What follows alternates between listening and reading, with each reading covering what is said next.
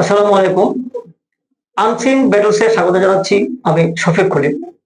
আমাদের এই অনুষ্ঠানটা মূলত মানুষের জীবনের, আমাদের চারপাশের জনগোষ্ঠীর জীবনের অজানা গল্প।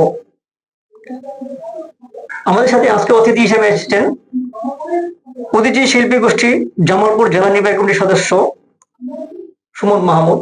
তিনি নাট্য সংগঠন নাট্যনীড়ের সভাপতি, সরঙ্গ সংস্কৃতি পীঠের সাধারণ সম্পাদক এবং একসময় ছাত্র ইউনিয়নের কেন্দ্রীয় কমিটির সদস্য ছিলেন।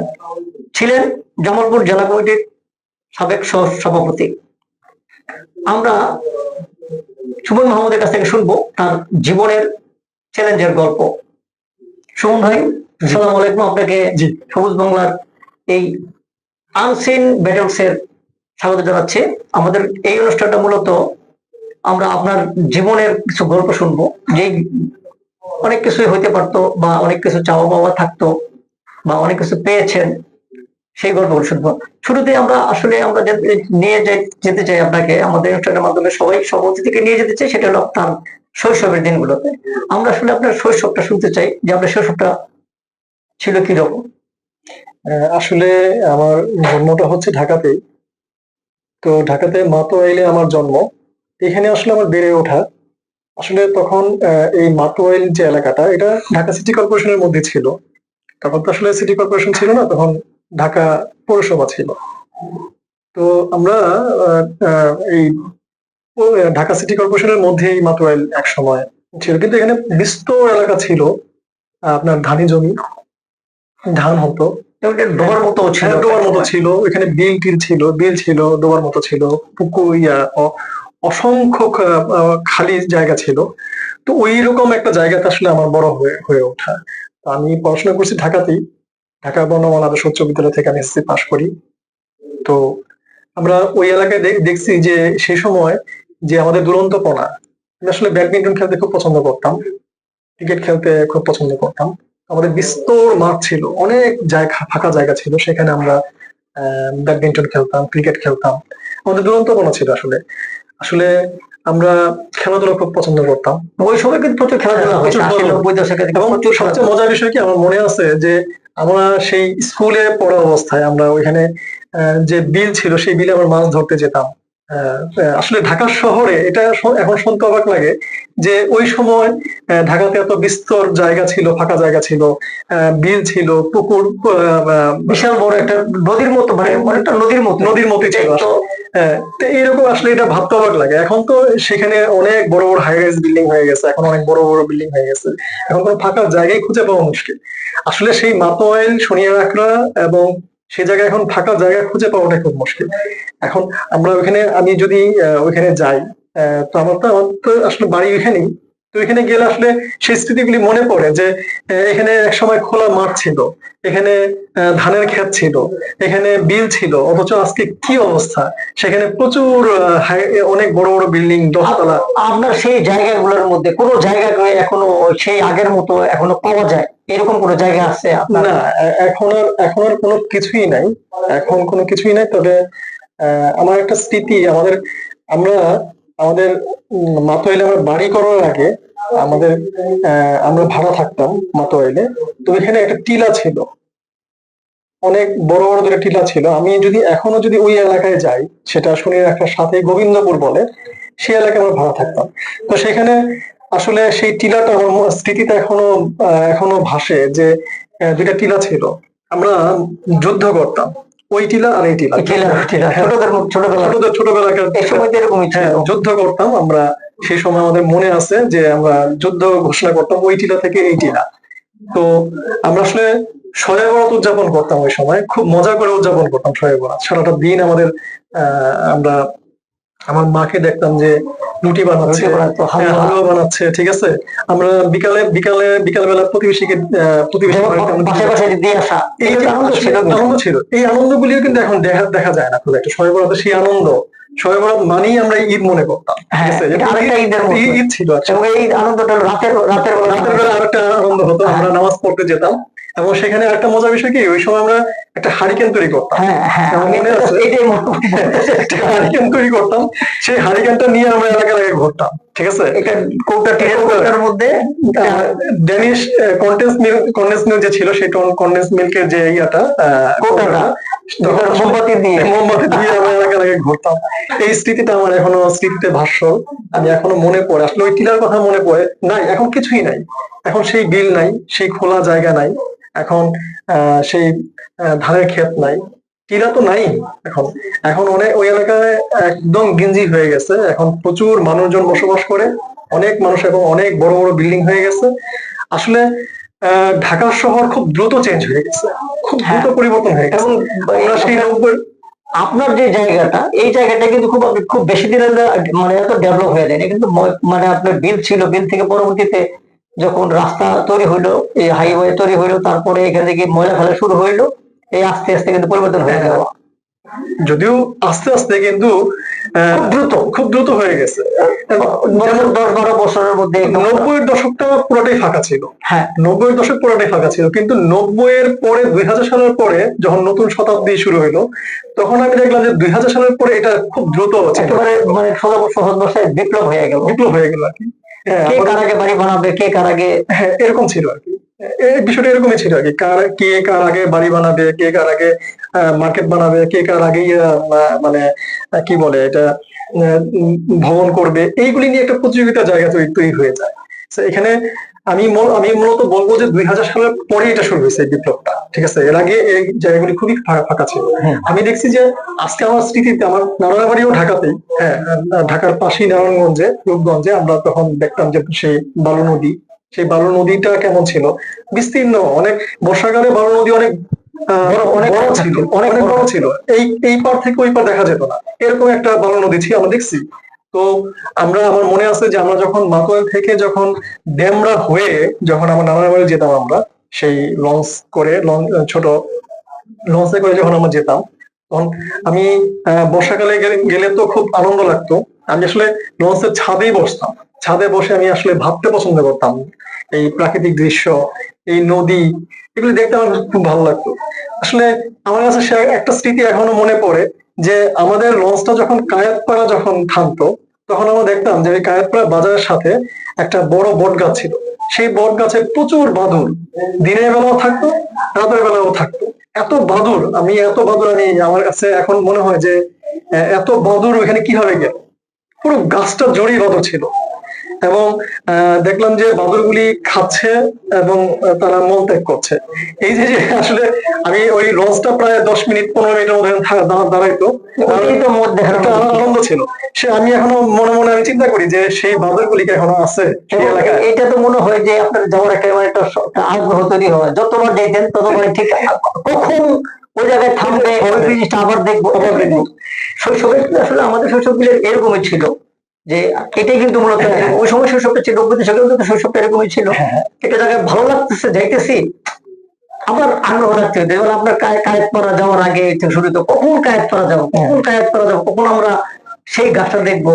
হ্যাঁ হ্যাঁ, তাই না? এটা একটা অনুভূতিটা ছিল অন্যরকম। আসলে ওই সময় তো আসলে ওই ঢাকার সাথে যে ড্যামরা, নারায়ণগঞ্জে এবং রূপগঞ্জে, ওখানে মাটির ঘর ছিল।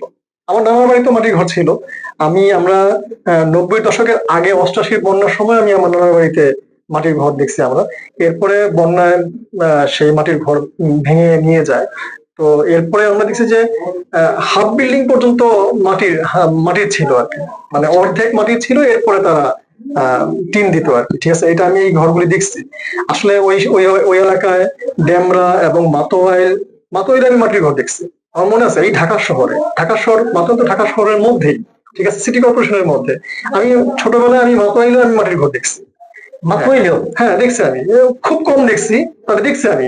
এখানে মাটির ঘর ছিল। তার মানে কি আমার জন্মের আগেও, আমি যদি ধরে নেই যে 70-এর দশকে, মানে পাকিস্তান আমলেও হয়তো বা এখানে অনেক মাটির ঘর ছিল।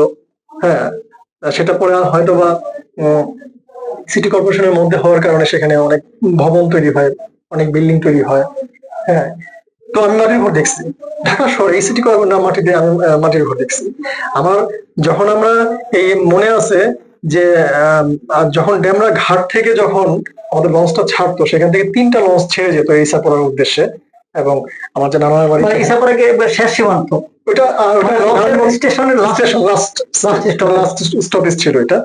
তো ওইখানে আমরা দূর থেকে দেখতাম যে মাধব ইসাপুরা বাজারটা, ঠিক আছে, আমরা কখন সেই বাজারে গিয়ে নামবো, আমরা কখন নানুর বাড়িতে যাবো, ঠিক আছে, হ্যাঁ নানুকে দেখবো, যে এই যে বিষয়গুলি, এই যে স্মৃতিগুলি, হ্যাঁ সেই অধীর আগ্রহে থাকতাম। ওই তো দেখা যাচ্ছে ইসাপুরা বাজার, ওই বাজার, মানে ওই তো কখন যে নামবো, হ্যাঁ ওই তো সিনেমা হলটা, ঠিক আছে, ইসাপুরা সিনেমা হলটা, ওইখানে গিয়ে নামবো, ওইখান থেকে হয়তো 5 মিনিট লাগবে, হ্যাঁ নানার বাড়ি যাইতে, আমার নানার বাড়ি যাইতে। তো এই যে স্মৃতিগুলি খুব আনন্দদায়ক ছিল আসলে শৈশবের ওই শৈশবের আনন্দটা। আনন্দগুলি ছিল। এমনি শৈশবের পরে তারপর আপনি স্কুলে চলে গেলেন, হাই স্কুল। হ্যাঁ হাই স্কুল থেকে ওই ওই সময়টা কেমন ছিল আপনার? এটা তো টোটালি শৈশবের মধ্যে পড়ে গেছে। তারপর আপনি চলে গেলেন, আপনারা এসএসসি পরীক্ষা দিয়ে আপনি চলে গেলেন ঢাকা। ঢাকা সহজ ভাষায় আপনার যদি আপনার ইউনিভার্সিটি লেখটা, এখানে একটা ভালো একটা সময় কাটছে আপনার, এবং এখানে একটু খুব মানে অনেকটা সংগ্রামী জীবন কাটাইছেন। আমরা আপনার ইউনিভার্সিটির, বিশেষ করে আপনার যে কলেজ থেকে জগন্নাথ ইউনিভার্সিটিতে পড়াশোনা করছেন। আমি আমি মূলত বর্ণমালা আদর্শ উচ্চ বিদ্যালয়ের ছাত্র ছিলাম। তার আগে আমরা শুনতে চাইতেছি আপনার কাছ থেকে যে বর্ণমালা স্কুলের স্কুল জীবনটা এবং ইউনিভার্সিটি লাইফটা, পুরো বিষয়টা আমরা শুনতে চাই। তো আমার একটা স্মৃতি, স্কুলে যখন আমি ক্লাস 8-এ পড়ি বর্ণমালা উচ্চ বিদ্যালয়ে, আমি একটা স্মৃতি আমার মনে পড়ে আজও এখনো পর্যন্ত। সেটা হচ্ছে যে একটা আন্দোলন হচ্ছিল, আমার ঠিক খেয়াল নাই যে আন্দোলনটা কি নিয়ে আন্দোলনটা ছিল। তো এই সাইডে ধোলাই পার, এই সাইডে শনিরাখড়া, এই সাইডে হচ্ছে যাত্রাবাড়ি, হ্যাঁ সব অঞ্চল থেকে সমস্ত স্কুলের ছেলে মেয়েরা আমরা জড়ো হচ্ছিলাম। ওই সাইড থেকে শনিরাখড়া থেকে আমরা আসছিলাম, এই সাইডে ধোলাইপাড় থেকে ওরা আসছিল, এই সাইডে যাত্রাবাড়ি থেকে ছেলে মেয়েরা, বিশেষ করে মেয়েরা যায় নাই ওই আন্দোলনের সাথে, মেয়েরা ওই সময় আসলে মেয়েরা আন্দোলনে জড়াইতো না। তো ওইখানে জড়ো হচ্ছিলাম। তো যখন নাকি আমরা যাত্রাবাড়িতে সবাই জড়ো হলাম, জড়ো হওয়ার পর আমরা বাস ভাঙতে শুরু করলাম। যে বাসগুলি যাচ্ছিল, আমরা বাস ভাঙতে শুরু করলাম, ভাঙচুর করতে শুরু করলাম। তো এক পর্যায়ে আমরা দেখি যে এই সায়দাবাদ যে বাস টার্মিনাল, সেখান থেকে শ্রমিকরা আসতেছে মোটা মোটা বাস নিয়ে আমাদেরকে প্রতিহত করার জন্য। তো এবং পুলিশ, যে দাঙ্গা পুলিশ যে আছে, দাঙ্গা পুলিশ দেখলাম যে তারা অনেক উঁচা লম্বা, তারা মোটা মোটা বাঁশ নিয়ে আসতেছে, লাঠি নিয়ে আসতেছে, সুঠামদেহীর অধিকারী ছিল, এবং তারা আসতেছে আমাদেরকে প্রতিহত করার জন্য।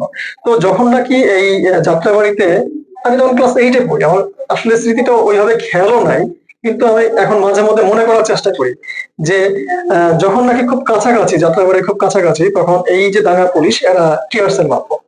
টিয়ারসেল মারলে আমি আসলে খুব ছোট ছিলাম। তো আমি একটা হোটেলের পেছনে গিয়ে আমি পলাই আর কি। তো ওইখান থেকে এক পুলিশ আমাকে বের করে, এক দাঙ্গা পুলিশ আমাকে বের করে যেই বাড়িগুলি দিছিল, এই বাড়ির কথা এখন আমার মনে পড়ে, কারণ আমি ওই বাড়ি খাওয়ার পরে আমি 3 দিন অসুস্থ হয়ে পড়েছিলাম, আমার জ্বর ছিল। হ্যাঁ, কিন্তু আমি আমার মাকে বলতে পারি না যে মা আমি এই কারণে আমার জ্বর, আমি কিন্তু মায়ের খেয়েছি।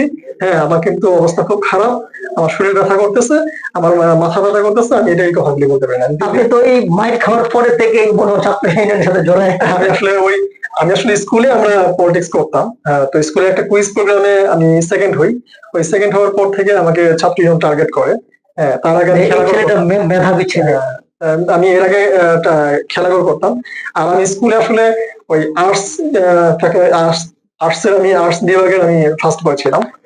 তো আমি তো মূলত এসএসসি পাস করি আর্টস নিয়ে, মানবিক বিভাগ থেকে আমি এসএসসি পাস করি। তো ওইখানে তো ওরা টার্গেট করে, আমিও আসলে খেলাঘর করতাম, খেলাঘর আসর করতাম।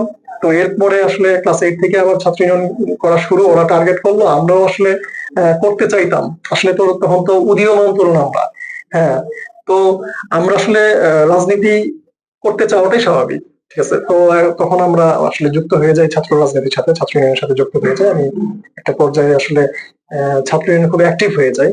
তো আমি যখন কলেজ লাইফ শেষ করে, স্কুল লাইফ শেষ করে যখন আমি কলেজে উঠি, ইন্টারমিডিয়েটে পড়ি ধুনিয়া কলেজে, আমি ধুনিয়া কলেজ থেকে ইন্টারমিডিয়েট পাস করি। তো সেই কলেজে পড়া অবস্থায় আমি আসলে ওই কলেজে পড়া অবস্থায়, ইন্টারমিডিয়েটে পড়া অবস্থায় কিন্তু আমি ঢাকা ইউনিভার্সিটিতে থিয়েটার করতাম। ঢাকা ইউনিভার্সিটিতে আমি থিয়েটার করতাম। ঢাকা ইউনিভার্সিটি টিএসসিতে আমরা বিকালে যেতাম, 5টার সময় যেতাম, এখানে আমাদের 2 ঘন্টা রিহার্সাল হতো। তো আমরা সন্ধ্যার পরে চলে আসতাম অবশ্য। কিন্তু আমার মনে আছে যে 98 থেকেই আমি আসলে থিয়েটারের সঙ্গে যুক্ত হয়ে যাই। থিয়েটার, রাজনীতি, সাংস্কৃতিক অঙ্গন, পলিটিক্স, আসলে এই দুইটা আমার সঙ্গে মানে কেন যেন জীবনের সাথে মিলে গেল। মানে আমি একাকার হয়ে গেলাম যে আমার আসলে পলিটিক্সও করা হচ্ছে, আবার কালচারাল কার্যক্রমের সাথে আমি যুক্ত হয়ে গেলাম। কিন্তু দেখা গেল যে আমি মূলত কালচারালটাকেই বেশি পছন্দ করতাম, সংস্কৃতিকেই বেশি পছন্দ করতাম। আমার বিকালে আমার মনে আছে যখন আমরা ইন্টারমিডিয়েটে পড়ি, তখন আমি আহ ঢাকা ইউনিভার্সিটির যে টিসিতে আমার না গেলে ভালো লাগতো না। টিসিতে আমি যেতাম, টিসিতে গিয়ে আমি ওই যে আমার মনে আছে যে ওইখানে চায়ের দোকানগুলি, সেই চায়ের দোকানে আমরা গিয়ে আড্ডা দিতাম। আড্ডা দেওয়ার পরে আমাদের সমবয়সী অনেক ছেলে মেয়ে আসতো, ওইখানে আসতো। এবং আমি যেই দলটা, যেই থিয়েটারের সঙ্গে যুক্ত ছিলাম, ওরা টিএসসির সেকেন্ড থার্ড ফ্লোরে ওরা রিহার্সেল করতো। তো আসলে এখানে ঢোকার আমার একটা ইতিহাস আছে। ওই গেলেন কিভাবে? ওখানে গেলাম আমি, আমাদের এটা কি আপনার ছাত্র ইউনিয়নের কারণেই যাওয়া ওইখানে, না অন্য কোনো মাধ্যমে? না, আসলে আসলে আমার থিয়েটার, মঞ্চনাটক এগুলি করার খুব ইচ্ছা আমার আগে থেকে ছিল আর কি। আমার পলিটিক্স এর চাইতে ওই জিনিসটা বেশি ভালো লাগতো। কারণ আমরা তো আসলে খেলার আসর করতাম, খেলার আসরে আবৃত্তি, তারপরে হচ্ছে গান গান গান বাজনা, নৃত্য, তারপরে এগুলি সবই ছিল, অভিনয়। হ্যাঁ, এগুলির কারণে আমার আসলে সাংস্কৃতিক অঙ্গনটাই ভালো লাগতো। সাংস্কৃতিক অঙ্গন ভালো লাগার কারণে আমি আসলে রাজনীতির চাইতে, পলিটিক্স এর চাইতে, ছাত্র রাজনীতির চাইতে আমি ওইটাকে বেশি প্রাধান্য দিতাম। হ্যাঁ, কারণ আমরা তখন হয়তো মিছিলে যেতাম বা কোনো একটা প্রোগ্রামে যেতাম, কিন্তু আসলে ওই সময় আমি লিডিং এ আসি নাই, নেতৃত্বে আসি নাই। নেতৃত্বে না আসার পেছনে কারণটা হলো আমি সময়টা বেশি দিতাম হলে সাংস্কৃতিক অঙ্গনে, থিয়েটারে। তো ওই ঢাকা ইউনিভার্সিটিতে যখন আমরা থিয়েটার করতাম, তো সেখানে আমার মনে আছে যে একবার একটা নাটকের দল তারা কর্মী নিবে, সেটা আমি তখন ঢাকাতে বিভিন্ন জায়গাতে ওইটা লাগানো ছিল, লিফলেট লাগানো ছিল, পোস্টার লাগানো ছিল, তারা নাটকের লোক নিবে, কর্মী নিবে। তো আমি সেখানে ফর্ম তুললাম, ঢাকা ইউনিভার্সিটিতে গিয়ে আমি ফর্ম তুললাম। ফর্ম তোলার পরে সেই পরীক্ষা দিলাম। সেই পরীক্ষা দেওয়ার পরে আমরা প্রায় সম্ভবত 80 জনের মতো পরীক্ষা দিলাম। সেখান থেকে সম্ভবত 25 কি 30 জন আমরা চান্স পেলাম। চান্স পাওয়ার পরে আমাদের এই 25-30 জনকে নিয়ে 15 দিনের একটা ওয়ার্কশপ হয়। সেই ওয়ার্কশপটা আমার মনে আছে যে রামেন্দ্র মজুমদার, হ্যাঁ, তারপর হচ্ছে এই যে আমাদের শিমুল ইউসুফ, নাসিরুদ্দিন ইউসুফ বাচ্চু, এরা, তারপরে হচ্ছে যে আরো থিয়েটার মজুমদার আসেন নাই, তার মেয়ে রূপা মজুমদার, উনি আমাদের একটা ক্লাস নিছিল। আমরা প্রায় 15টা দিন আমরা ক্লাস করি এখানে। ক্লাস করার পর আমাদের একটা এক্সপেরিমেন্টাল একটা থিয়েটার উপস্থাপন করার জন্য, এক্সপেরিমেন্টাল আমরা কি শিখলাম, আমরা কি বুঝলাম, এবং আমরা স্ক্রিপ্ট আমরা নিজেরাই তৈরি করি, এবং সেই স্ক্রিপ্টের মধ্য দিয়ে আমরা নিজেরাই অভিনয় করি। এই স্ক্রিপ্টটা আমাদের নিজেদের তৈরি করো, এবং আমাদের অভিনয়টা আমাদের। এখানে কেউ নির্দেশক ছিল না, কেউ স্ক্রিপ্ট রাইটার ছিল না, কেউ স্ক্রিপ্ট তৈরি করে দেয়নি। আমরা স্ক্রিপ্ট তৈরি করছি, আমরা সেটা নিজেরা করছি, এবং এটা এক ধরনের পরীক্ষা বলা যায়। সেই পরীক্ষায় আমরা উত্তীর্ণ হই। ওই নাটকটা মনে আছে যে মানে নাটকটা কি ছিল? পথনাটক ছিল, একটা পথনাটক ছিল। আমরা ঢাকা স্টেডিয়ামে সে সময় আমরা একটা পথনাটক করি। আমরা তারপরে আমরা শহীদ মিনারে সেই নাটকটা করি। একাধিক হয়েছে, সেই নাটকটা আমাদের গ্রুপের একটা নাটক হয়ে যায়। সেই নাটকটা 40 মিনিটের একটা নাটক ছিল। এরপর আমি বিভিন্ন নাটকে অভিনয় করি। যেমন আপনাদের ওই গ্রুপ দলটার নাম ছিল কি? নাট্যধারা ছিল। নাট্যধারা এখনো আছে ঢাকাতে। এবং সে সময় মনে আছে যে আমি আমরা বেইলি রোডের বেশিরভাগ সময় আড্ডা দিতাম বেইলি রোডে। যখন আমি ইউনিভার্সিটিতে চলে গেলাম, এইচএসসি ইন্টারমিডিয়েট পাস করে, তখন আমরা বেশিরভাগ সময়টা দিতাম হচ্ছে বেইলি রোড, নাটক পাড়ায়। নাটকের মানুষ নাটক থাকতে হবে। সেই সময় গাইড হাউস খুব জমজমাট ছিল, সেই সময় মহিলা সমিতি খুব জমজমাট ছিল। সেই স্মৃতিগুলি আমার কাছে মনে হয় যে ওই যে আমি মানে 2004 সাল পর্যন্ত আমি যে থিয়েটার করছি ঢাকাতে, ওই সময়টা আমার কাছে মনে হয়েছে যে ওই সময়টা আমার কাছে স্বর্ণযুগ্ম হয়েছে।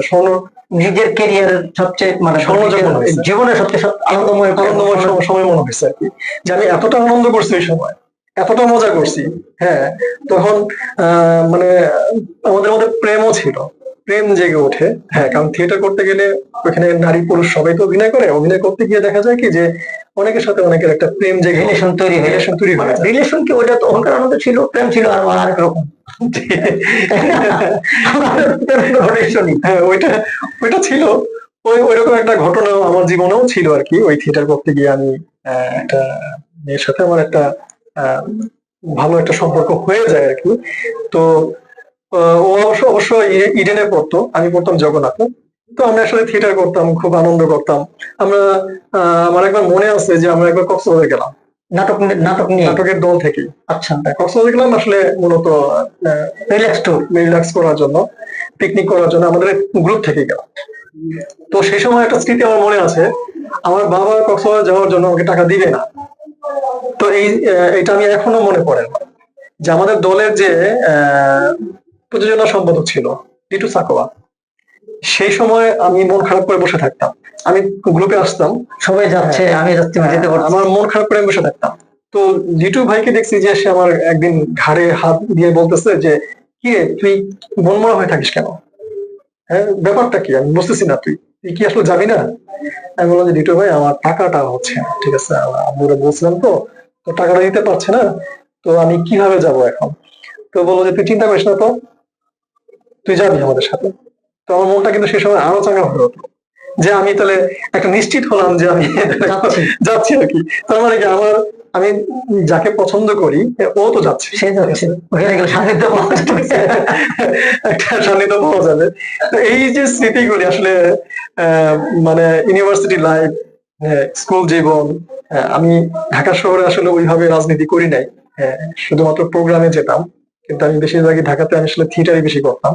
তো একটা পর্যায়ে, হ্যাঁ বলেন আপনি। একটা পর্যায়ে অবশ্য আমি বাধ্য হই, আমি আমার যে জেলা, আমার যে গ্রামের বাড়ি, দেশের বাড়ি, সেখানে চলে যাই। আচ্ছা, আমরা আপনার বাড়িতে, গ্রামের বাড়ি ফিরে যাওয়ার গল্পটা শুনবো। তার আগে আমরা শুনতে চাই, আপনি এই সাংস্কৃতিক চর্চার মধ্যে শুরু কিন্তু আপনি শুরু করছেন কিন্তু খেলা করতে, জি এই সেই ক্লাস 4 থেকে। জি আমরা আপনার এইটার মধ্যে একটা মজার ঘটনা আছে, আমরা সেটা আপনার কাছে জেনেছিলাম যে এই খেলাঘরের সাথে সম্পৃক্ত হয়ে গেছিল।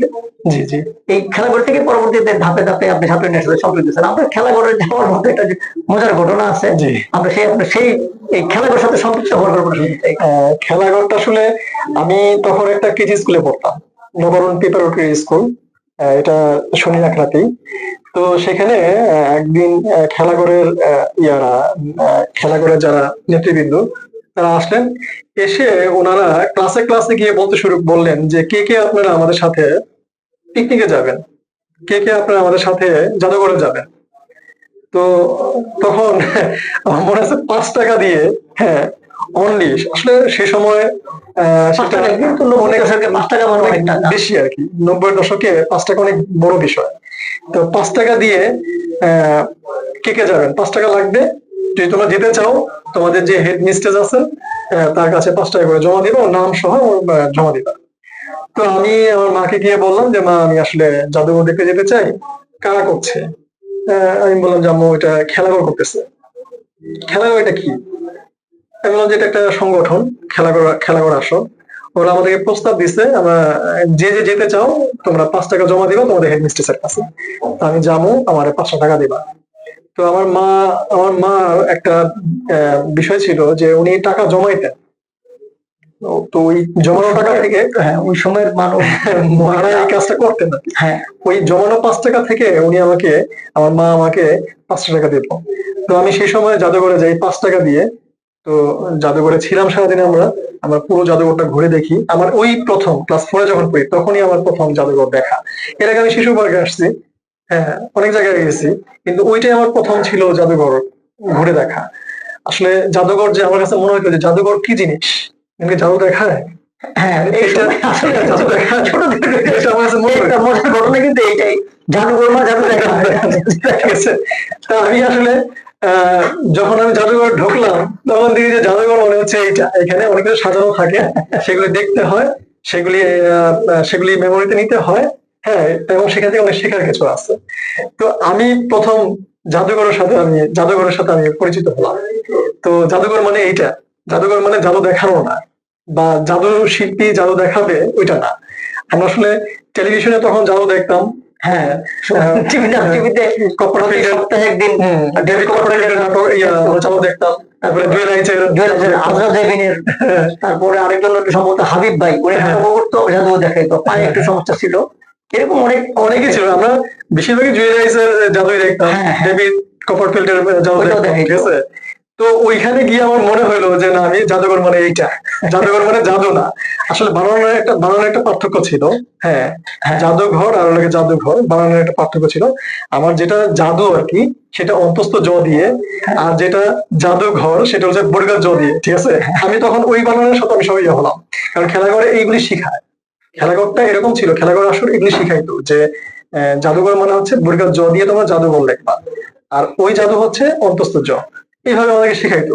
তো মনে আছে আমরা সেই সময় ওই দুপুরবেলা আমরা লাঞ্চ করি ওই জাদুঘরের ভেতরেই। আমার মনে আছে যে ডিম খিচুড়ি সম্ভবত ছিল আর কি ওই সময়।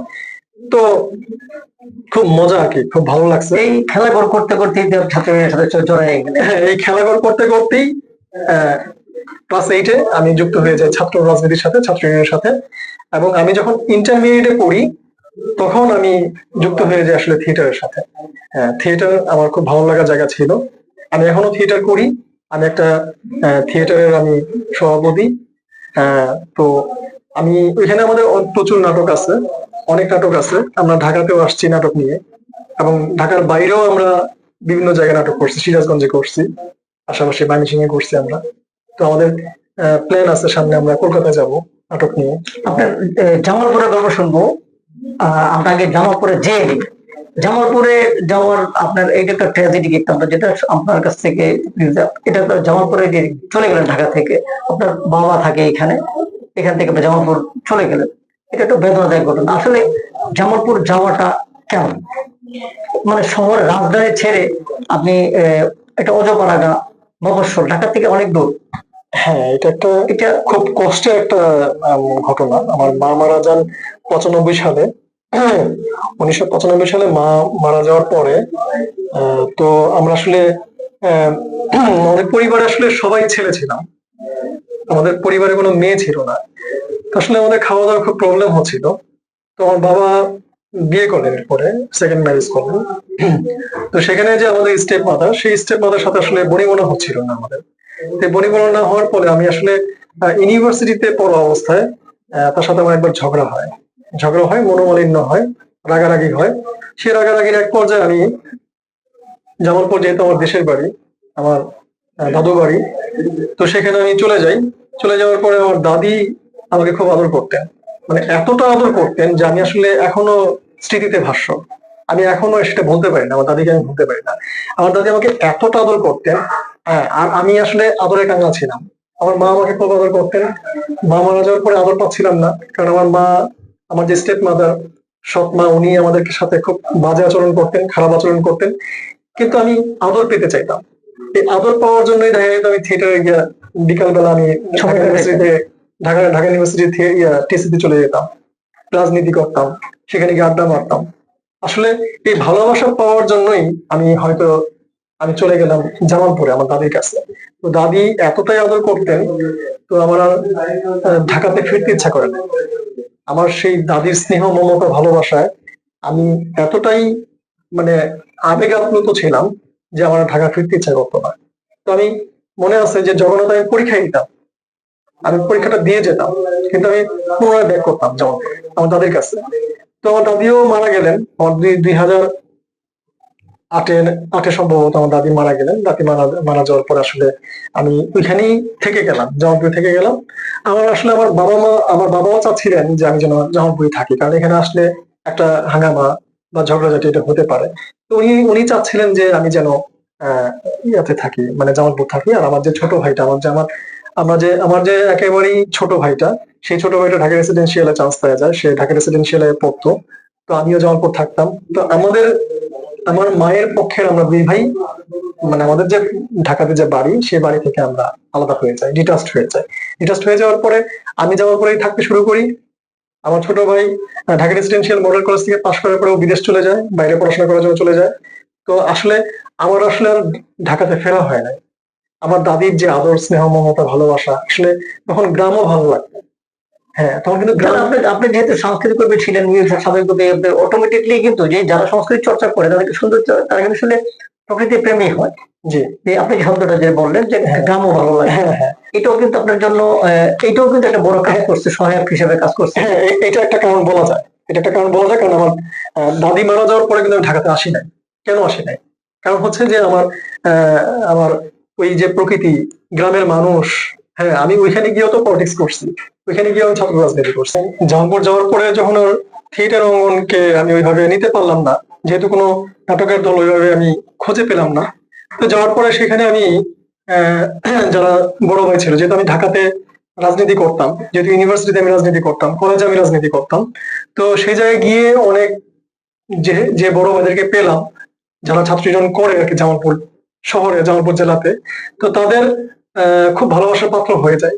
তো তারা আসলে আমাকে মূলত নেতৃত্বে নিয়ে আসে, তারা বলে যে সুমন তোমাকে ছাত্র জীবন জামালপুর জেলার সভাপতি হওয়া লাগবে, সেক্রেটারি হওয়া লাগবে, এগুলো অনেক কিছু বলতেন। বলার পর আসলে যেহেতু আমি কোনো নাটকের দল পাচ্ছিলাম না, সাংস্কৃতিক অঙ্গনের সাথে যুক্ত হতে পারছিলাম না, তখন আমি আসলে পলিটিক্সকেই বেশি প্রাধান্য দিতে শুরু করি। তো প্রায় পলিটিক্স এর সঙ্গে, ছাত্র রাজনীতির সঙ্গে আমি যুক্ত হয়ে যাই। তো যুক্ত হয়ে যাওয়ার পর আসলে মূলত দেখা গেছে যে ছাত্রীগণকে অনেকে পছন্দ করতেন, যারা ভালো কথা বলে, এরা সৎ কথা বলে, এরা অনেক সুন্দর সুন্দর কথা বলে, এরা সুন্দর রাজনীতি বোঝে, এরা প্রচুর বই পড়ে, হ্যাঁ এরা অসৎ কোনো কাজ করে না, এরকম অনেক কিছুই তারা মনে করতেন আমাদেরকে। এবং তারা দেখা গেছে যে ওই সময় অন্যান্য যে দলগুলি ছিল, যেমন বিএনপি, আওয়ামী লীগ যারা ছিল আর কি, যারা করতো আর কি, অথবা ছাত্রলীগ, ছাত্র দল যারা করতো, হুম, ওরা ওরা আমাদের কাছ থেকে আসলে শুনতে আসতো, জানতে আসতো যে কি হতে যাচ্ছে। আসলে গ্রামের মানুষ তো অতটা জানেও না, যেমন শহরের, জেলার মানুষ বা জেলা শহরের মানুষ বা রাজধানীর মানুষ, ঢাকার মানুষ যে পরিমাণ জানে, ওই পরিমাণ গ্রামের মানুষ জানতো না। তো একটা জেলা শহরের মানুষও কিন্তু অতটা জানে না, তারা কিন্তু তখন দেখা গেছে যে আমাদের কাছে আসতো পরামর্শ নেওয়ার জন্য, যে আসলে কি হতে যাচ্ছে, কি হতে পারে বা কি হবে। তারা ভালো করে জানতো যে এই ছাত্র ইউনিয়ন একটা ইনস্টিটিউট, একটা কলেজ, একটা স্কুল, এরা জানে অনেক কিছু, এরা পড়ে। সেই জন্যই মূলত আসলে আমাদের কাছ থেকে শুনতে আসতো, জানতে আসতো। তো এই যে যে মানুষের কাছ থেকে যে ভালোবাসাটা, সেই ভালোবাসাটা আমি অফুরন্ত পাই, অফুরন্ত। তারা ছাত্র ইউনিয়ন শুনলেই বলতো যে না, এরা একটা ভালো সংগঠন, এরা ভালো মানুষ, এরা সৎ মানুষ, এরা আন্দোলন বোঝে, এরা সংগ্রাম বোঝে, হ্যাঁ এরা পড়াশোনা করে। এই যে যে যে বিষয়টা, এই বিষয়টা কিন্তু আমাদের মানুষের মাঝে মুখে মুখে ছিল ওই সময়, ঠিক আছে। এখনো মানুষের মাঝে মধ্যে, যেমন আমরা জামালপুরে মেডিকেল কলেজ যে হয়েছে, জামালপুরে এখন জামালপুর মেডিকেল কলেজ, এই আন্দোলনটা কিন্তু আমরাই শুরু করছি। এবং আমরা ঢাকা জামালপুরে 3 দিন লং মার্চ করছি ছাত্র ইউনিয়ন থেকে। 3 দিন জামালপুর শহরের মধ্যে, জামালপুর শহর না, জামালপুর জেলার মধ্যে 7টা উপজেলাতে আমরা লং মার্চ করছি 3 দিন ব্যাপী, এই এই মেডিকেল কলেজের দাবি। মেডিকেল কলেজের দাবি। এবং আজকে এখন যে বিজ্ঞান ও প্রযুক্তি বিশ্ববিদ্যালয় জামালপুরে, সেটা কিন্তু একসময় বিজ্ঞান ও প্রযুক্তি বিশ্ববিদ্যালয় ছিল না, সেটা একটা কলেজ ছিল। হ্যাঁ আমাদের দাবি ছিল যে ফিশারিজ কলেজকে বিজ্ঞান ও প্রযুক্তি বিশ্ববিদ্যালয়, মানে পাবলিক বিশ্ববিদ্যালয়ে রূপান্তরিত করতে হবে। এবং জামালপুরে একটা মেডিকেল কলেজ আমরা চাই, জামালপুরে একটা টেক্সটাইল কলেজ চাই। এগুলি দাবি ছিল আমাদের, 5 দফা দাবি নিয়ে আমরা ওই সময় 3 দিন ব্যাপী লং মার্চ করি। এবং সেই সময় যে লং মার্চটা আমরা করছি, এবং প্রত্যেকটা জায়গায় জায়গায় যে আমরা যে পথসভা করছি, মানুষের অফুরন্ত ভালোবাসা পাইছে। এবং মানুষ এখনো মনে রাখছে যে এই যে জামালপুরে যে মেডিকেল কলেজ, এটা ছাত্র ইউনিয়নের আন্দোলনের ফলে হয়েছে। এই যে জামালপুরে যে আজকে বিজ্ঞান ও প্রযুক্তি বিশ্ববিদ্যালয়, এটা ছাত্র ইউনিয়নের আন্দোলনের ফলে হয়েছে। এবং সরকারি আশেক মোহাম্মদ কলেজে আজকে যে এই যে স্পিড ব্রেকার হয়েছে, হ্যাঁ আজকে গাড়ি যে স্লো যায়, আসতে যায়, এটা ছাত্র ইউনিয়নের আন্দোলনের ফলে হয়েছে। এই যে আজকে এবার যে সরকারি আশেক মোহাম্মদ কলেজের যে জমি, হ্যাঁ 42 একর, সেই জমির কোনো সীমানা নির্ধারণ করা ছিল না। হ্যাঁ আমরা আমাদের আন্দোলনের ফলেই আশিক মোহাম্মদ কলেজ কর্তৃপক্ষ, আশিক মোহাম্মদ কলেজের কলেজ সে সময় বাধ্য হয় এটা সীমানা নির্ধারণ করতে এবং প্রাচীর করতে, দেয়াল করতে। এই যে আন্দোলনগুলি, এই আন্দোলনের ফলে আমরা ছাত্র ইউনিয়ন সেই সময় এবং এখনো জামালপুরের মানুষের মুখে মুখে, এবং সেই সময় থেকে এখনো পর্যন্ত যে ভালোবাসাটা মানুষের পাই, এই জন্য মনে চায় না যে জেলা মানে ঢাকায় ফিরে আস, এটা মনে চায় না, ঠিক আছে। ঢাকার যান্ত্রিক জীবন, কিন্তু ঢাকায় থাকলে তো আপনি হয়তো আপনার জীবনটা আরেকটু অন্যরকম হইতে পারতো। মফস্বলে যে সুযোগ সুবিধা, এর চেয়ে তো অনেক বেশি সুযোগ সুবিধা আপনি ঢাকায় পাবেন। অবশ্যই। আমি তো আপনার কি মানে এটার কোনো আক্ষেপ আছে যে ঢাকায় থাকলে হয়তো আমি আর হ্যাঁ আমার কাছে এরকম মনে হয় যে আমি যদি ঢাকায় থাকতাম, যেহেতু ঢাকায় আমার জন্ম, বড় হওয়া, ইউনিভার্সিটি পড়াশোনা করা সবকিছু আমার ঢাকাতে, অতএব ঢাকায় থাকলে আমি হয়তো অনেক বড় লিডার হতে পারতাম, ছাত্র ইউনিয়ন কেন্দ্রীয় কমিটির অনেক বড় নেতা হতে পারতাম, হয়তো সভাপতি সেক্রেটারি হতে পারতাম, অথবা আমি হয়তো সাংস্কৃতিক অঙ্গনে খুব ভালো করতে পারতাম, হয়তোবা আমি স্টার হইতে পারতাম, তারকা হইতে পারতাম। আজকে যারা টিভিতে অভিনয় করে, নাটকে অভিনয় করে, ওদের মতো আমি কিছু একটা হইতে পারতাম। এই আক্ষেপগুলি তো আছে, কিন্তু মানুষের ওই যে বললাম না যে আমার দাদির ভালোবাসা এবং ওই গ্রামের মানুষের যে ভালোবাসা, সরলতা, এবং মানুষের যে সরলতা, ভালোবাসা, ওই কারণে আসলে আর রাজধানীমুখী হওয়া হয়নি, মানে ঢাকাতে আসা হয়নি। মূলত কারণগুলি এইগুলি। এছাড়া আমি আর কোনো কারণ দেখি না যে হ্যাঁ, এই জামালপুর শহরে থেকে আমি কি হইতে পারছি। না পারছি আমি বড় বড় সাংবাদিক হইতে, না পারছি আমি কোনো নাট্য ব্যক্তিত্ব হইতে, না পারছি আমি কোনো বড় লিডার হইতে, কিছুই পারি না। কিন্তু মানুষের যে ভালোবাসা, মানুষের যে স্নেহ, মমতা, সেটা আঁকড়ে ধরে আমি এখন জামালপুর শহরে থাকি। ঢাকাতে আসতে ইচ্ছা করে না। তারপরে মাঝে মাঝে আসতে মাঝে মাঝে আসি আর কি। আচ্ছা, এই সর্বশেষ যে বৈষম্য বিরোধী আন্দোলনের মধ্যে বেশ আপনি একটা ক্ষতিগ্রস্ত হয়ে গেছিলেন, কিন্তু আপনারও as একজন সংবাদকর্মী হিসেবে খুব ভালো অবদান রাখছিলেন এবং একটা খুব ক্ষতিগ্রস্ত ছিলেন। আমরা সাথে সেই পরিস্থিতিটা মানে কি ঘটছিল ঘটনাটা যেখানে আপনার আহত হয়েছিলেন? আসলে মূলত সেই দিনটা আমার সম্ভবত সেটা জুলাইয়ের শেষের দিকে, 29 তারিখ সম্ভবত ছিল, 28 কি 29 তারিখ ছিল। তো ওইখানে আপনার উত্তাল, সারা বাংলাদেশ তখন উত্তাল। বৈষম্য বিরোধী ছাত্র আন্দোলন বা ছাত্ররা, এবং মানুষ তখন ওই যে আপনি যে কথাটা বললেন যে স্বতঃস্ফূর্ত হয়ে মানুষ মাঠে নেমে আসতেছে, ঠিক আছে, তখন অনেকেই তখন জামালপুর শহরেও কিন্তু এরকম একটা পরিবেশ তৈরি হয় যে অনেকেই মাঠে নামতে শুরু করে। হ্যাঁ, এবং সেই আন্দোলনে যে সেদিনকার যে ঘটনাটা, 28 তারিখের যে ঘটনাটা, সেদিন ছিল অনেকে রেল অবরোধ। রেল অবরোধ হ্যাঁ। রেল অবরোধ শেষ করে ওরা যখন সরকারি আশিক মোহাম্মদ কলেজের দিকে যাচ্ছিল, তখন ছাত্রলীগ তারা হকি স্টিক, লাঠি সোঁটা এবং রামদা নিয়ে তারা অতর্কিত হামলা করে। হামলা করার ওই মাঝখানে ওরা কলেজে ঢুকছিল, আর ওরা কলেজ থেকে, ছাত্রলীগ কলেজ থেকে হামলা করে। সেই হামলার মাঝামাঝিতে আমি পড়ে যাই, এবং আমার মোটরসাইকেলটা সরকারি আশিক মোহাম্মদ কলেজের একটা ক্যান্টিন আছে, ক্যান্টিনের পাশে আমার রাখা ছিল সেই মোটরসাইকেলটা। তো আমি ওখানে ওদের যে দুই পক্ষের যে মারামারি, সেই মারামারির মাঝখানে পড়ে গিয়ে আমি আহত হই। আমার হাতের ডান হাত এবং বাম হাত কোনোই আমার পুরোটাই রক্তাক্ত হয়ে যায়। হাঁটুতে ব্যথা পাই আমি, আমার বাম হাতের কানি আঙ্গুল সেটা উঠে যায়, এবং আমি অনেক ব্যথা পাই। তো যাক, সেটা তো গেল, আমি ব্যথা পাইছি, ব্যথা পাইলেও আমি কিন্তু হাঁটতে পারছি, হাঁটা চলাফেরা করতে পারছি। আমি সেদিন শেষ পর্যন্ত আমি ছিলাম, এবং কিন্তু আমি কিছুক্ষণ পরে গিয়ে দেখি যে আমার মোটরসাইকেলটা ভেঙে লাগছে। এটা আমার কাছে খুব কষ্ট লাগছে। আমি আহত হয়েছি, কিন্তু আমার মোটরসাইকেলটা, যেটা দিয়ে আমি সংবাদ সংগ্রহ করি, আমি একজন সংবাদকর্মী, মফস্বল অঞ্চলে কিন্তু সংবাদকর্মীদের মূল বাহনই হচ্ছে এবং এটা খুবই খুবই জরুরি। সেই সময় আমার অনেক বেশ কিছু টাকা খরচ হয় সেই মোটরসাইকেলটা খরচ করতে, কারণ আমি তো মোটরসাইকেল ছাড়া চলতে পারি না। তো প্রায় 15 থেকে 20 হাজার টাকা আমার খরচ হয়ে যায় মোটরসাইকেলটা মেরামত করতে। আমি 7 দিন অসুস্থ হয়ে পড়েছিলাম। তো আসলে সেই দিনের যে ঘটনাটা, সেই ঘটনাটা আমাকে এখনো আমাকে স্মরণ হয় আর কি। সে এখনো আমাকে তাড়িত করে যে আমি সেদিন কি পরিমাণ আহত হয়েছিলাম। এই এই বৈষম্য বিরোধী ছাত্র আন্দোলনের সময় যারা আহত হয়েছিল, আহত সংবাদকর্মী বলেন বা অনেকেই সরকারি থেকে অনুদান দেওয়ার জন্য একটা ব্যবস্থা নিয়েছিল, সরকার একটা উদ্যোগ নিয়েছিল, এবং আমরা যতটুকু জানি এটা অনেকটা প্রক্রিয়া ছিল। আপনার সাথে কি এরকম কোনো যোগাযোগ ছিল কিনা সরকারি পর্যায় থেকে? হ্যাঁ, তথ্য অফিস থেকে আমাকে একদিন ফোন দেওয়া হয় যে হয়তোবা কোনো একজন আমাদের, হয়তোবা কোনো একজন সাংবাদিক নেতা আমাদের জামালপুরে, কেউ হয়তোবা তথ্য অফিসকে বলছিল যে আমাদের, কারণ তথ্য অফিস থেকে বারবার তথ্য চাচ্ছিল যে জামালপুরে কোনো সাংবাদিক আহত হয়েছে কিনা, কয়জন আহত হয়েছে, কে আহত হয়েছে, হ্যাঁ এটা চাচ্ছিল। তো সম্ভবত কোনো একজন সাংবাদিক নেতা বা সাংবাদিক এই তথ্যটা দিয়ে আসছিলেন যে আমাদের জামালপুর থেকে একজন সাংবাদিক আহত হয়েছেন, সেটা হলো গিয়া সুমন মাহমুদ, দৈনিক সবুজ বাংলার জেলা প্রতিনিধি, স্টাফ রিপোর্টার সুমন আহত হয়েছে, সম্ভবত দিয়ে আসছিলেন। এরপরে আমি ওখানে ফোন পাই। ফোন পাওয়ার পরে তারা আমার কাছ থেকে আমার কোথায় আহত হয়েছি, কিভাবে আহত হয়েছি, সে আহতের ছবিগুলি আছে কিনা, আহত হওয়ার ছবিগুলি আছে কিনা, আমার মোটরসাইকেলটা কিভাবে ভাঙছে সেই তথ্যগুলি চায়, কোথায় ভাঙছে, আপনি কোথায় আহত হয়েছিলেন, সমস্ত তথ্যই আমি তথ্য অফিসকে দিছি। এবং সেটা তারা বছর হোয়াটসঅ্যাপে দিয়ে দেন, আমি হোয়াটসঅ্যাপে দিছি, আমি ছবি দিছি হোয়াটসঅ্যাপে, আমি তথ্যগুলিও দিছি, আমার সমস্ত বায়োডাটা আমি দিছি, এবং আমি কোন পত্রিকায় কাজ করি, আমি কোন মিডিয়াতে কাজ করি সেটাও আমি দিছি। এবং আমি কোন কোন পত্রিকার গণমাধ্যম, আমি কোন কোন পত্রিকার সাংবাদিক সেটাও আমি দিচ্ছি। আমি একটা স্থানীয় পত্রিকার সহকারী সম্পাদক, সেটা আমি দিচ্ছি। আমি একটা জাতীয় দৈনিকের আমি স্টাফ রিপোর্টার, সেটা আমি দিচ্ছি। দেওয়ার পরে এরপরে আর কোনো ফোন, এরপরে আরেকবার ফোন আমাকে দিছিল তথ্য অফিসার, জেলা তথ্য অফিসার আমাকে একটা ফোন দিছিল। উনি জিজ্ঞেস করছিল যে আপনি এখন কি অবস্থায় আছেন। আমি বললাম যে হ্যাঁ এখন ভালো আছি।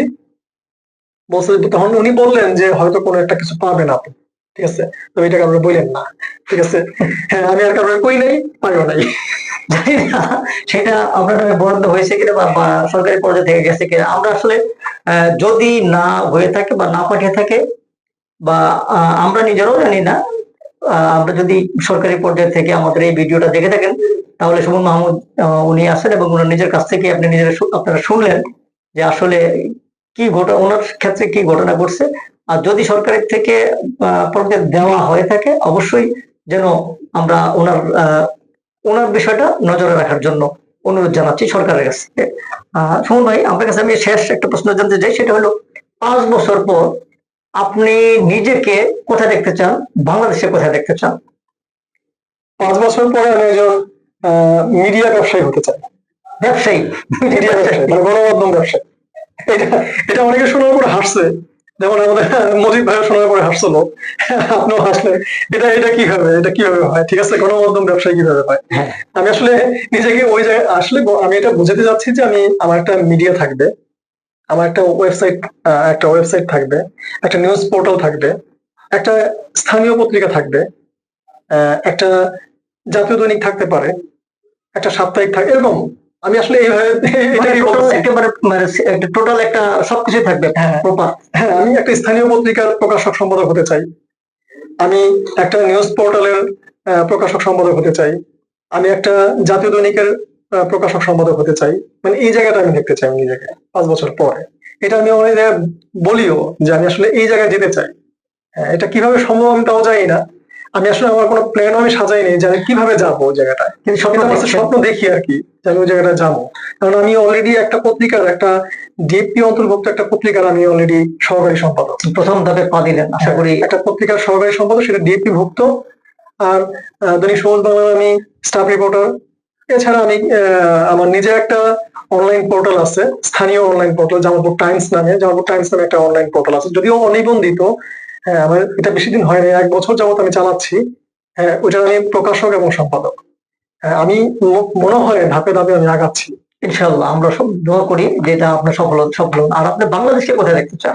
আমি বাংলাদেশকে আসলে দেখতে চাই, আমাদের আসলে বাংলাদেশের মানুষগুলি আসলে এতটাই চাপা স্বভাবের। আমার কাছে মনে হয় যে বাংলাদেশের মানুষ খুব চাপা স্বভাবের, আর বাংলাদেশের মানুষের চাহিদা খুব কম। আমার কাছে মনে হয় হ্যাঁ, সে আসলেই তাই। 3 বেলা যদি খাইতে পারে ভালো মতো, বা 2 বেলা যদি খাইতে পারে, আর কিছু চায় না সে। আমার কাছে এরকম মনে হয় যে শ্রমিক যদি তার ন্যায্য মূল্যটা পায়, ন্যায্য মজুরিটা পায়, যেমন গার্মেন্টস শ্রমিক, তারপর হচ্ছে আমাদের এই যে যারা সংবাদ কর্মী, যারা গণমাধ্যম কর্মী, যারা এরা যদি মোটামুটি একটা ভালো বেতন পায় বা মজুরি পায়, এইটা আমার একটা বড় চাওয়া যে গণমাধ্যম কর্মীরা কিন্তু আপনার আসলে খুব অবহেলিত বাংলাদেশে এখন। হ্যাঁ, আমাদের কিন্তু ইউনিয়ন আছে, হ্যাঁ, ফেডারেল সাংবাদিক ইউনিয়ন আছে, আমাদের আমাদের ঢাকা সাংবাদিক ইউনিয়ন আছে, কিন্তু আসলে এই সাংবাদিক নেতারা খুব একটা কাজ করে না। আমার কাছে মনে হয় যে যদি কাজ করতো আজকে মনে হয় আমরা খুব ভালো চলতাম গণমাধ্যম কর্মী। কারণ এই যে ওয়েস্ট বোর্ড ঘোষণা করা হচ্ছে প্রতি বছর ওয়েস্ট বোর্ড অনুসারে কিন্তু স্যালারি পাই না। যাক, ওইদিকে আমি যাবো না। তবে আমি মনে করি যে শ্রমিকরা যদি তার ন্যায্য মজুরি পায়, কৃষকরা যদি তার ফসলের ন্যায্য মূল্য পায়, হ্যাঁ, ন্যায্য মূল্য, ন্যায্যতা, হ্যাঁ, ন্যায্য। আজকে দেখা যায় আলু, কয়েকদিন আগে আমি দেখলাম যে আলু চাষিরা যারা আলু আবাদ করছে তারা কিন্তু আলু ফলায় দিয়ে ইয়ে করতেছে, মানববন্ধন করতেছে আলু ফলায় দিয়া। তখন কিন্তু যখন কৃষকের হাতে পণ্য থাকে তখন দাম কমে যায়, যখন এই স্টক গুলি আস্তে আস্তে ব্যবসায়ীদের কাছে চলে যায় তখন দাম হুর হুর করে বেড়ে যায়। হ্যাঁ, সেই যেই কৃষক 5 টাকা করে আলু বিক্রি করছে, জমিতে ফেলে দিয়েছে, সেই কৃষক একটা সময় 40 টাকা, 50 টাকা, 60 টাকা, 70 টাকা দামে সেই কৃষক, একই কৃষক নিজের আলু কিনে খাচ্ছে। তো এই যে একটা ন্যায্যতা, যে মজুরির ন্যায্য মূল্য পাচ্ছে না, তারপরে হচ্ছে আপনার ফসলের ন্যায্য মূল্য পাচ্ছে না, তারপরে হচ্ছে এই যে বৈষম্য, এটা আকাশ পাতাল। এই বৈষম্যটা কমায় নিয়ে আসতে হবে। আমি 5 বছর পরে আসলে বাংলাদেশকে দেখতে চাই বৈষম্যহীন না, বৈষম্য কমে আসবে। বাংলাদেশে এখন আকাশ পাতাল বৈষম্য। এই বৈষম্যটা কমে আসবে যেহেতু আমরা এই জুলাই গণঅভ্যুত্থান 24-এর গণঅভ্যুত্থান আমরা আমাদের মূল আওয়াজটাই ছিল যে আমরা বৈষম্যহীন একটা বাংলাদেশ চাই। এই জন্য বৈষম্য বিরোধী ছিল, বৈষম্য বিরোধী একটা আন্দোলন গড়ে উঠেছিল। তো আমরা আসলে চাই 5 বছর পরে বাংলাদেশটা বৈষম্যহীন না, বৈষম্য থাকবেই কিন্তু বৈষম্যটা যেন কমে আসে এবং কৃষক যেন তার ফসলের মূল্য পায়, শ্রমিক যেন তার ন্যায্য মজুরি পায়। এটা আমার চাওয়া আসলে। ধন্যবাদ সুমন ভাই। সুমন মাহমুদ, আপনাকে আমাদের আজকে আপনার মূল্যবান সময় দেওয়ার জন্য অসংখ্য ধন্যবাদ। আপনার সাথে আমরা কৃতজ্ঞতা জানাচ্ছি। প্রিয় দর্শক, এই ছিল আমাদের আজকের আনসিন ব্যাটেলস এর আয়োজন। আমাদের সাথে আজকে ছিলেন সুমন মাহমুদ। তিনি উদীচী শিল্পী গোষ্ঠী জামালপুরের জেলা নির্বাহী কমিটির সদস্য, নাট্য সংগঠন, ওনার নিজের গঠন করা, সম্ভবত নিজের গঠন করা এই সংগঠন নাট্য সংগঠন নাট্যনীড়ের সভাপতি, সরোজ সংস্কৃতি পীঠের সাধারণ সম্পাদক এবং ছাত্র ইউনিয়নের কেন্দ্রীয় কমিটির সদস্য এবং জামালপুর জেলা কমিটির সাবেক সভাপতি।